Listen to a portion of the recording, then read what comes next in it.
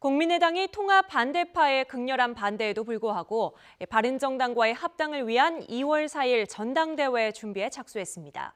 하지만 통합 반대파는 이런 통합파의 속전속결 준비를 유신독재라면서 거듭 비판하고 있어 향후 전당대회가 제대로 열릴 수 있을지 관심이 쏠리고 있는데요. 자세한 전국 현안, 김현 더불어민주당 대변인 이상일 전 새누리당 의원과 함께 짚어보겠습니다. 두 분 안녕하세요. 네, 안녕하세요. 네. 일단 속전속결로 준비를 하고 있는 통합파, 또 이걸 유신 독재다 이렇게 반대파는 비판을 하고 있는데 현재 국민의당 상황 좀 어떻게 보십니까? 일단은 난공불락인 것 같습니다. 지금 그러니까 제대로 진행이 될 것 같던 통합이 갑자기 이제 여러 난제에 부딪히고 있는 것이 아닌가 싶습니다. 물론 이제 2월 4일 날 전당대회를 소집하고 그다음에 이제 통합파에게 그 유리한 룰을 만들고 그다음에 전당대회 준비 의장을 김중배 의원으로 했지만 전당대회 의장은 지금 이상돈 의원으로 어쨌든 그 통합 반대파에서 핵심적인 활동을 하는 분이 이제 진행을 하게 되고 또 한편에서는 이제 필리버스터를 통해서 통합을 저지하겠다라는 그런 구체적인 이 방침까지도 내놓고 있어서 순탄하게 진행될 것 같지는 않고요. 특히 이제 금요일 날 있었던 그 국회 246호실에서 있었던 당무위원회에서 벌어졌던 사실 그 국민들에게 요즘 같은 세상에 저런 모습을 보여준다는 것 자체가 매우 적절하지가 않고 의원에 대해서 뭐 국회의원 뺐지만 달면 다냐라는 사실은 상스러운 말까지 나오고 그리고 들어가려고 하는 국회의원은 뭐 들어가지도 못하게 이제 막고 몸싸움하고 고성 지르고 이제 이런 것이 과연 같은 정당 안에서 활동할 수 있을 것인가. 물론 저희도 야당 시절에 뭐 2004년도에 열린우리당이 만들어질 때 이제 그런 폭력 사태가 있었던 것이고 그러고 이제 어쨌든 갈라선 거죠. 결정적 계기가 된 거고 그리고 나서 이제 2011년도에 저희가 통합하는 과정에서 통합 전당대회에서 이제 뭐 그런 이제 불상사가 있었고요. 그런 일들이 이제 한 7, 8년 전에 이제 역사 속에서 사라진 일인데 그 야당 민주성을 지향하는 야당의 일부에서 이런 일이 벌어진다는 것은 뭐 하여간 국민들에게 나쁘거런 일이고요. 그리고 22일 정도 남았지만 어쨌든 그 안에 어떤 일이 벌어질지는 또 불안한 상황이다. 그래서 제가 볼 때는 통합이 정상적으로 이루어질지에 대해서도 회의를 좀 갖게 되는 상황인 것 같고요. 네. 예. 대변인께서 조금 전에 말씀하신 대로 이제 어제 국민의당 당내 회의에서 고성을 넘어서 이제 격렬한 좀 몸싸움까지 가는 상황이 있었는데요. 당시 화면을 일단 먼저 보시겠습니다.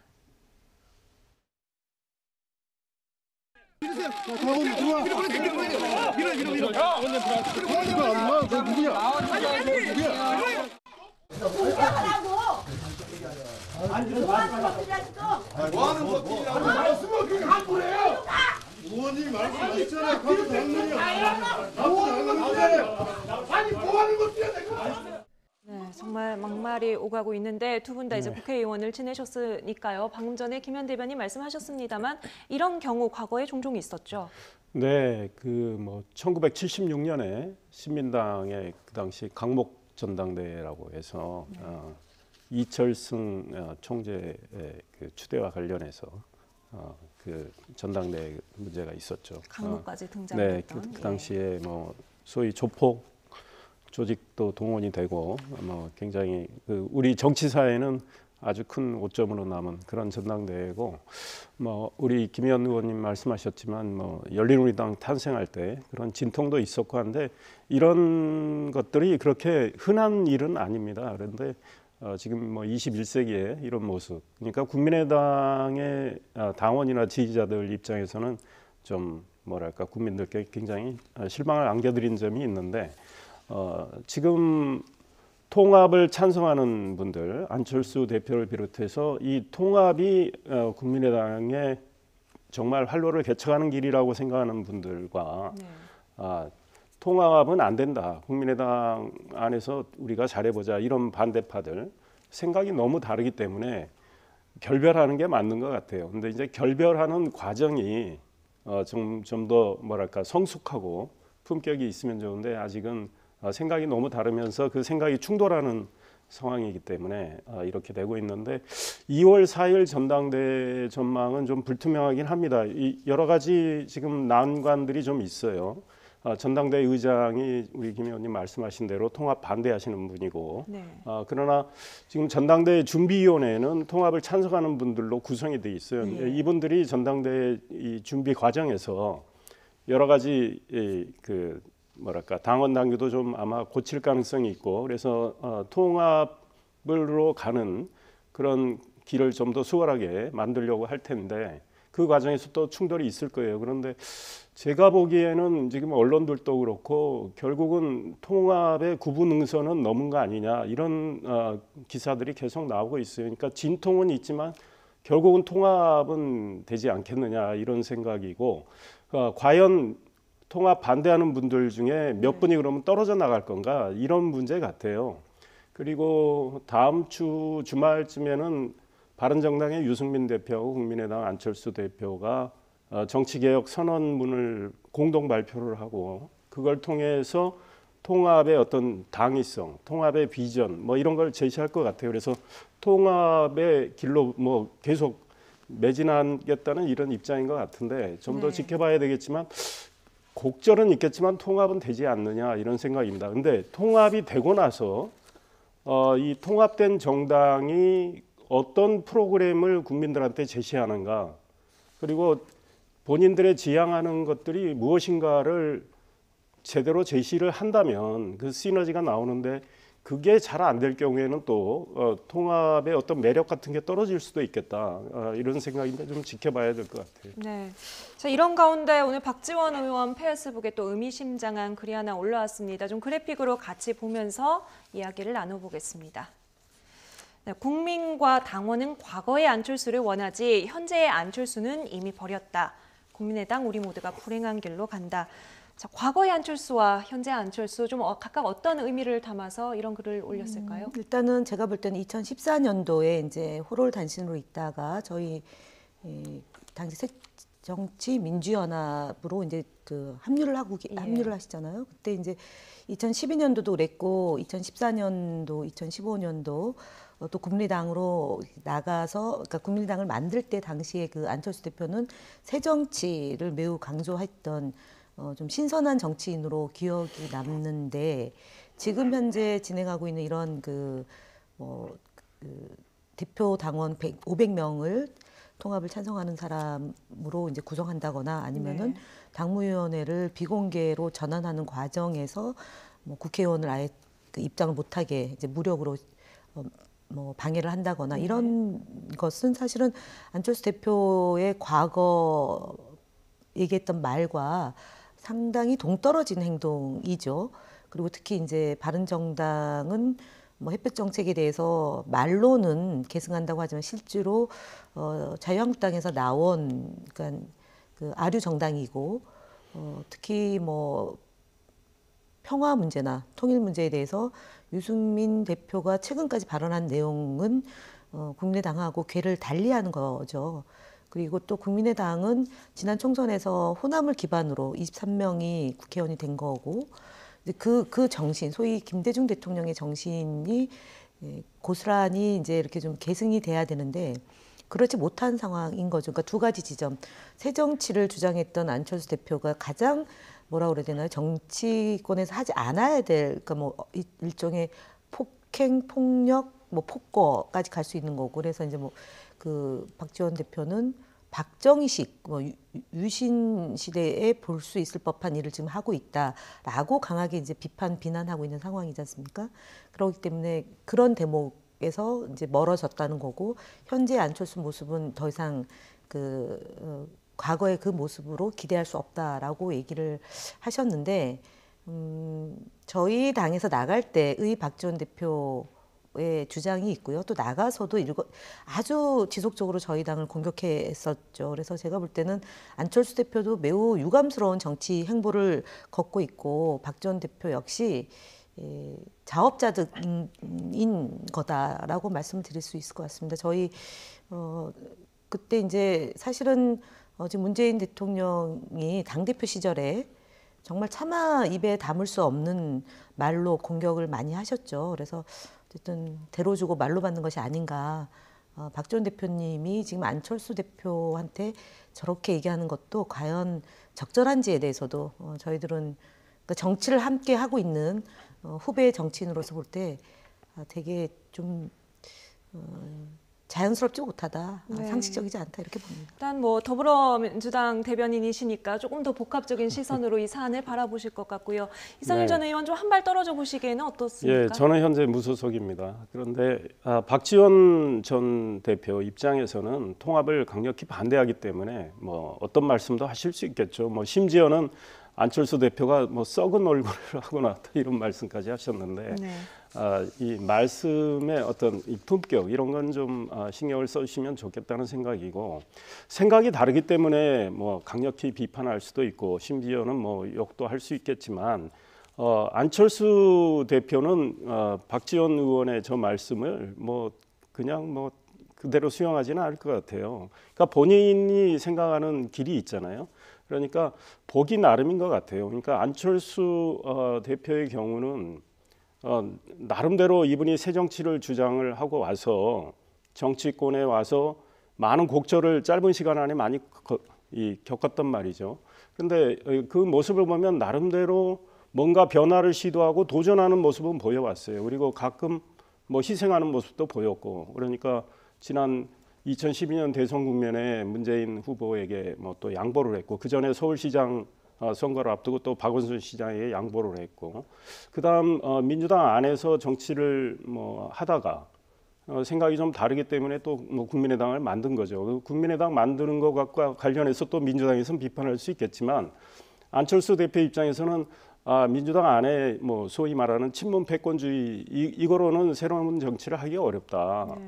그런 생각을 하고 국민의당을 만들었고 그 국민의당을 만든 것이 2016년 총선 때 예상 밖의 의석을 얻은 거 아니겠습니까? 그래서 이 국민들은 지금 민주당과 자유한국당 중심의 이 거대 양당 중심의 이 소위 뭐 적대적 공생관계라는 표현도 하지 않습니까?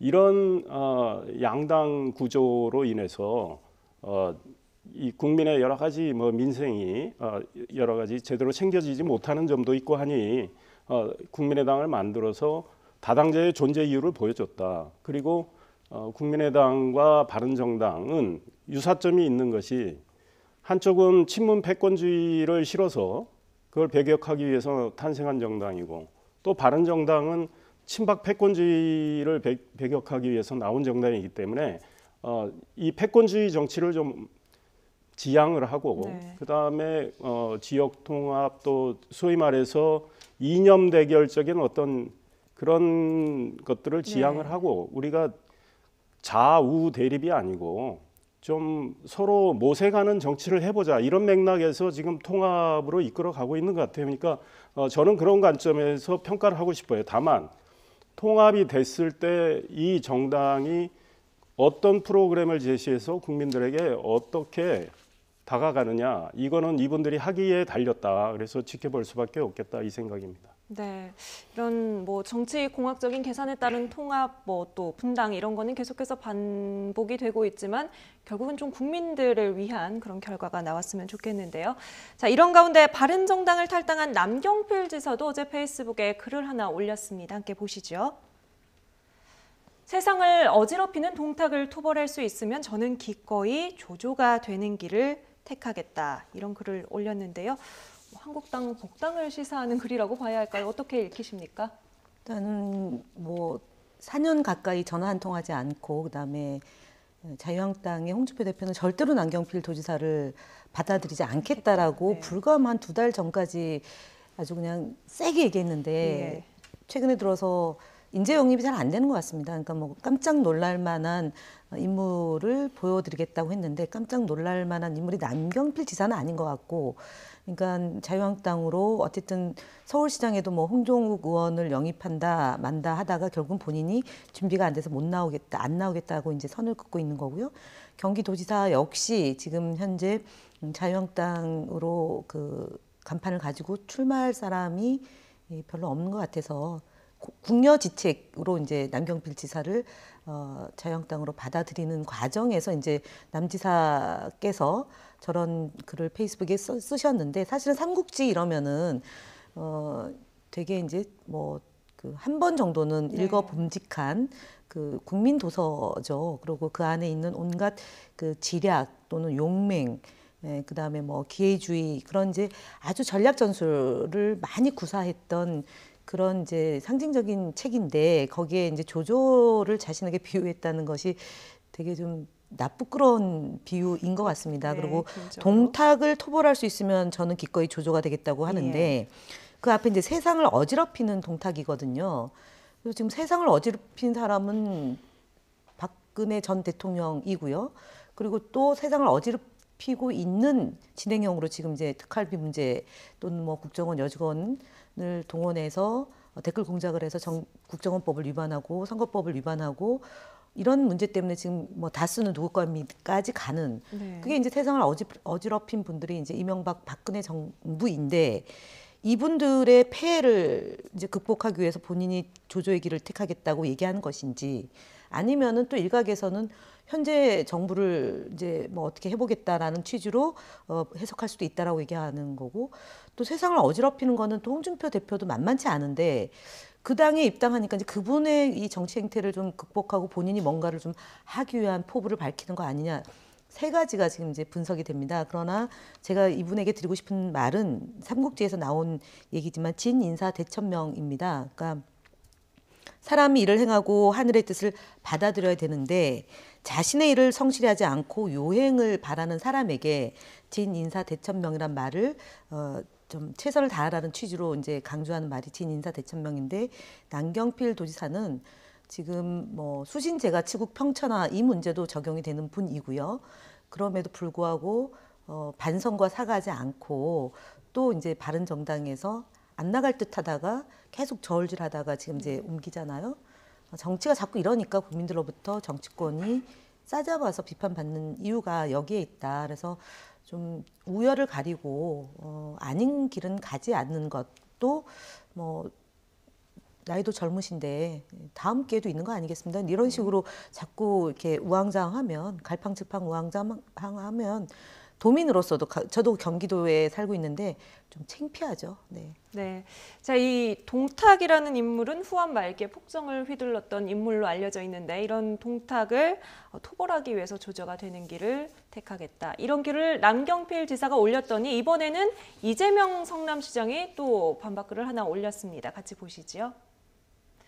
조조는 시류를 따라 진영을 옮겨 다니지는 않았고 용맹하지만 의탁할 곳을 찾아 옮겨 다닌 건 여포다. 남경필 지사가 조조가 아니라 여포다 이런 의미로 네. 올린 걸로 읽히는데 어떻게 보셨습니까? 네, 아마 그 주말에는 이 두 분의 티격태격이 아마 제일 관심인 것 같아요. 그런데 이분들의 티격태격은 지금 한 10라운드쯤 되는 것 같아요. 사사건건 서로 치고받는데 경기지사를 놓고 두 분이 다투고 있고 아마 가장 강력한 여론조사에 따르면 뭐 후보자니까 그런 것 같은데 해석하기 나름인 것 같아요. 그러니까 지금 남지사가 어떤 뜻으로 저런 글을 올렸는지 본인한테 물어봐야 되겠지만 본인은 기자들이 궁금해서 물어보니까 동탁은 누구냐 그랬더니 뭐 국민의 마음속에 있다 네. 이랬는데 한 언론 매체가 좀 집요하게 물어봤더니 발끈한 분이 있다. 도둑이 제발 저리는 격 아니냐. 근데 지금 보니까 발끈한 분은 이재명 성남시장이에요. 그러니까 남지사가 말한 동탁은 지금 많은 언론들은 세상을 어지럽히는 그 형용사가 있잖아요. 예. 뭐 그래서 남지사 입장에서 이야기를 했기 때문에 문재인 대통령과 문재인 정부를 겨냥한 거 아니냐 이런 기사들이 좀 나왔는데 이 도둑이 제발 저리는 격이다, 발끈한 분이 있다 이런 이야기를 한 거 보면 역시 이재명 성남시장 같아요. 근데 이재명 성남시장이 동탁이라고 생각하면 좀 해석이 됩니다. 왜냐하면 이재명 성남시장이 여론조사에서 강력한 지금 경기지사 후보로 지금 부상을 한 상황에서 이분을 막기 위해서 내가 지금 바른정당 소속 또 뭐 만약에 통합야당이 탄생하면 그 소속으로 선거를 치르는 것보다는 덩치가 좀 있는 자유한국당 소속으로 가서 이재명 시장의 경기지사 당선을 막겠다. 네. 이런 생각인 것 같아요. 그래서 그런 걸 하기 위해서 내가 조조가 되겠다 한 것 같은데 역사에 보면 지금 반동탁 연합군은 조조가 만들었는데 실패를 합니다. 네. 그런데 동탁을 결국은 제거하고 죽인 사람은 여포예요. 예. 그러니까 지금 이재명 시장이 남지사 보고 당신은 여포다. 이리저리 네. 왔다 갔다 한 여포다 그랬는데 결국은 동탁을 무찌른 사람은 여포란 말이에요. 그러니까 네. 이재명 시장도 그거를 잘 모르고 말씀하신 거 아닌가 그런데 네. 정치인들이 뭐 비유는 좋습니다. 그런데 일단은 남지사의 경우도 뭐 많은 고민 끝에 자유한국당 아마 내일 복당하는 것 같습니다. 그런데 그 전에 김무성 의원이나 이런 분들이 바른정당을 만들어서 본인들이 어떤 새로운 보수 정치의 어떤 영역을 개척해 나가겠다 이런 말씀하신 거 아니겠습니까? 근데 그게 뭐 힘들다고 해서 지금 자유한국당으로 복당하는 거. 근데 자유한국당이 크게 달라졌냐 하면 그건 아니에요. 제가 보기엔 자유한국당이 더 변해야 되는데 자유한국당은 뭐 친박의 핵심 몇 분들 뭐 이 소위 말해서 이 제명 네. 처리도 제대로 못했고 박근혜 전 대통령 결국은 뭐 제명을 했는데 그 정도로 뭐 혁신이 끝났느냐 그게 아니거든요. 그리고 홍준표 대표 역시 여러 가지 품격 없는 처신으로 많은 이 소위 국민들의 지탄을 받고 있는데 자유한국당이 좀 더 달라져야 되는데 이분이 들어가서 그러면은 자유한국당을 변화시키는 노력을 해야 되겠죠. 그런데 김무성 의원 같은 분 들어가셔서 너무 조용히 계시잖아요. 그러니까 자유한국당이 어떤 변화의 주역이 되지 못한 것들. 그리고 남경필 지사도 결국은 선거를 의식하기보다는 본인이 자유한국당에 복당한다면 그 안에 들어가서 자유한국당의 변화 노력을 정말 하고 나서 그런 다음에 국민들이 남지사에 대한 평가가 더 좋아질 수 있거든요. 그럴 때 뭐 선거에 대한 이야기를 하면 좋겠다 이런 생각입니다. 네. 그리고 또 바른정당 내 관심을 모으고 있는 인물이 원희룡 제주도지사인데요. 지금 뭐 탈당을 하겠느냐, 탈당을 한 이후의 행보는 어떻게 되겠느냐를 가지고도 이야기가 많습니다. 앞으로의 행보 좀 어떻게 전망하십니까? 원희룡 의원은 사실은 도지사는 탈당 안 할 것 같습니다. 왜냐하면 그래도 이분이 예전에 그 본인이 예를 들어 민주주의나 뭐 그런 가치에 대해서 일정하게는 좀 생각이 있었던 분인데 이제 뭐 그 몸을 담은 정당은 한나라당에서 시작했고 지금 이제 바른정당이잖아요. 예. 근데 굳이 그러니까 제주도사 같은 경우는 당보다는 개인 인물에 대한 평가를 가지고 평가받는 지역입니다. 좀 약간 예. 독특하잖아요. 그래서 자유한국당에 가는 것이 외려 불리할 수 있습니다. 하지만 통화가 힘들 거다 이런 얘기를 계속 네, 하고 있는데요. 온 지사는 지금 국민의당과 바른정당에 대해 그 통합에 대해서는 좀 회의적인 시각을 갖고 있는 것 같고, 그래서 본인이 거기에 동참할 생각은 없다는 걸 비교적 분명히 밝혔고요. 예. 그럼에도 불구하고 남경필 지사처럼 자유한국당에 복당하는 거에 대해서는 입장을 밝히지 않고 있는데. 그거는 제주도라는 그 특성 때문에 그런 것 같아요. 제주도는 많은 선거에서 우리가 봤듯이 어떤 이 정당 소속보다는 인물 중심. 그다음에 이 무소속이 상당히 강세입니다. 그래서 무소속 출신들이 국회의원도 되고 뭐 이랬기 때문에 원희룡 지금 지사의 경우는 만약에 통합 야당이 탄생을 하면 거기 그 대열에는 합류하지 않되. 이번 지방선거는 무소속으로 오히려 치를 가능성이 있다. 그런데 지금 자유한국당의 홍준표 대표가 뭐 구상이 계속 어그러지고 있어요. 그러니까 본인들이 뭐 괜찮다고 하는 분들 영입을 하려고 했는데 지금 대다수가 다 사양을 하고 있거든요. 예. 그러다 보니까 지금 인재 영입하는 과정에 큰 차질이 빚어지고 있는데 지금 홍준표 대표는 원희룡 지사를 어떻게든 좀 데려와야 되겠다. 뭐 그래서 지금 제주도도 내려갈 계획도 잡고 있는데 원 지사가 아마 그에 호응할까 저는 현재로서는 좀 회의적으로 보고 있고요. 재밌는 것은 2011년 11월에 홍준표 대표 체제가 무너집니다. 대표된 지 얼마 되지 않아서 그때 최고위원이 유승민, 남경필, 원희룡이에요. 이 세 분이 사퇴를 해버려요. 그 당시는 집단 지도 체제여서 최고위원들이 먼저 사퇴를 해버리면 대표는 저절로 물러나게 돼 있는 상황이거든요.